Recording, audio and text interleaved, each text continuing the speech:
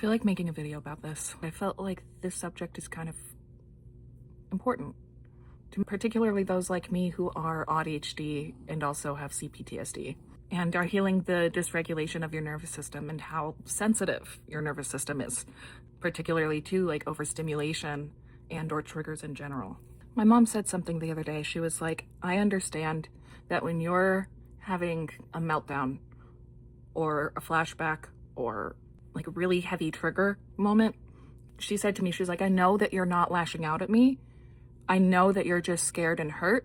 My goal in that moment is not to try to go, you said this, you said that, and that, this and that. My goal in that moment is to help you feel safe again. And I cannot express how grateful I am for that. Because as a late diagnosed autistic girly who has dealt with PTSD for the last 10 years, I've been trying to get a handle on that for so long, only to realize that the autism part is the reason why I haven't been able to get a full handle on it, because I literally am so sensitive to stimuli. On top of that, with the hypervigilance of trauma, like I really am so sensitive to stimuli. It's a lot. Like it hurts on a physical level. And so I don't always notice when I'm in a meltdown until it's too late. Obviously, because in that moment, my nervous system is completely, utterly dysregulated, royally fucked. And so for the last 10 years, relationships have been haunted by that. And especially like my last relationship. Like I understand how hard it must be to not take the shit that I'm saying and doing during a meltdown personally. That takes a lot of emotional strength. I wouldn't ask that of anybody, but I've had so many romantic entanglements specifically over the last 10 years where I say all that and they say they understand and then they say that they're going to be there and then they don't realize what that means emotionally. They don't understand the emotional strength that they have promised to stay up to, and they break and they leave. And so for the last 10 years, I've been trying to heal so much internal shame because it's so hard to not blame myself for the mistakes I've made during those meltdown moments when, again, my nervous system is completely like needles everywhere, like horrible. It's so hard to not blame myself for that. But I know that I am literally mentally and physically disabled. All of it, all 6 of them, correlate to my nervous system.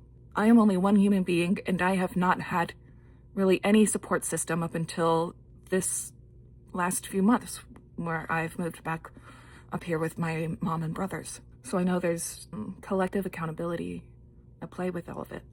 And I'm getting the tools I need now, and that's what's important.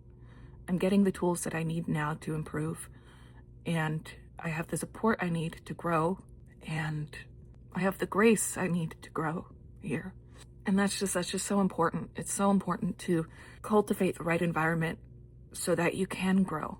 Equally as important, when you're healing this shit as an adult, to show yourself grace when you have thought that you found that environment and you're shown that you have not. I don't know if it's cancel culture or what, but like the neoliberal ableism is so real. Like the framing of the involuntary responses that come with neurodivergent meltdowns as a personal failure of self-regulation instead of a systemic failure, instead of a systemic environmental, medical support system mishap, crack, which needs to be healed and assisted, has brought me so much personal shame over the last few years. And so hearing my mom say that she understands in that moment that I just need help just made me feel so seen and held in a way that I don't think I have really felt before. So if you relate to any of this, then I will emphasize again the importance of keeping people around you who hold grace for your growth with love unconditionally, instead of as a checklist that you have to achieve to be not a failure or seen as valuable, deemed as valuable by anybody in this society. Just thoughts for the day, I guess. Happy holidays. As always, the only way out is through. Love you, here for you. We got this.